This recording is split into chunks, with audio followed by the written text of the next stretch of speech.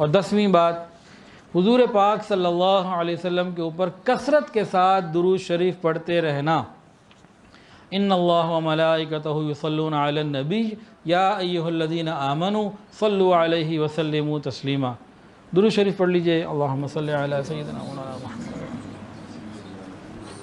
ایک صحابی ابی بن کعب، انہوں نے پوچھا یا رسول اللہ میں کتنا درود شریف پڑھوں؟ فرمایا جتنا پڑھو گے فائدہ ہوگا۔ ان کا اچھا 1/3 پڑھوں گا۔ فرمایا کہ ہاں فائدہ ہوگا، اور پڑھو گے تو اور فائدہ۔ ان کا آدھا۔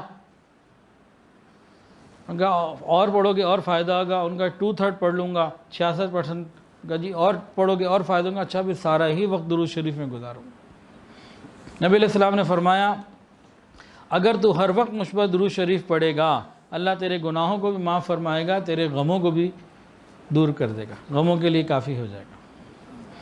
حضرت علی رضی اللہ عنہ فرماتے تھے کہ اللہ کی قسم اگر اللہ اور اس کے رسول نے تسبیح، تکبیر، تحلیل اور تمحید باقی چیزوں کے فضائل بیان نہ کی ہوتے تو میں ہر سانس میں درود شریف ہی پڑھتا۔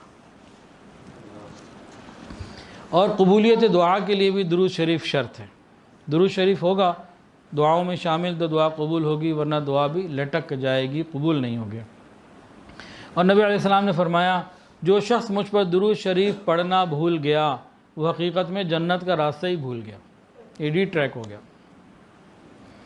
فرمایا کہ جو مجھ پر زیادہ درود شریف پڑھے گا وہ قیامت کے دن میرے زیادہ قریب ہوگا۔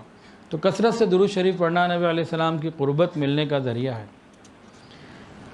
حضرت ابوبکر صدیق رضی اللہ تعالیٰ نے فرمایا کہ ٹھنڈا پانی آگ کو اتنی جلدی نہیں بجھاتا جتنی جلدی درود شریف نبی علیہ السلام پر پڑھا گیا درود شریف ہمارے گناہوں کو بجھا دیتا ہے۔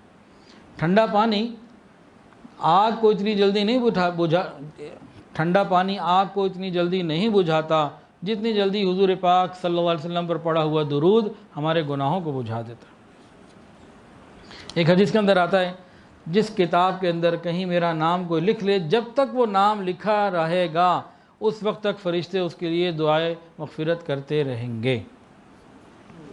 درود شریف پڑھنے کے مواقع کون سے ہیں، کب کب پڑھنا چاہیے؟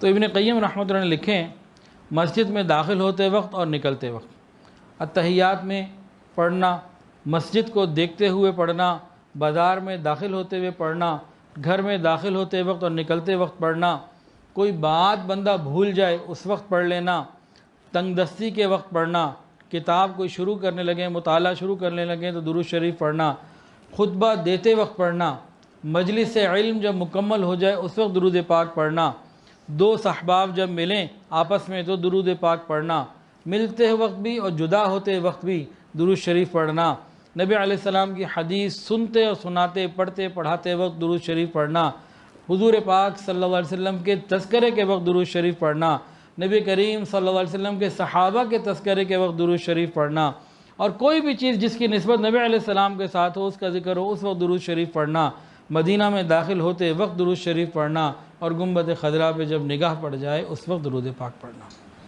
یہ ابن قیم رحمۃ اللہ نے لکھے۔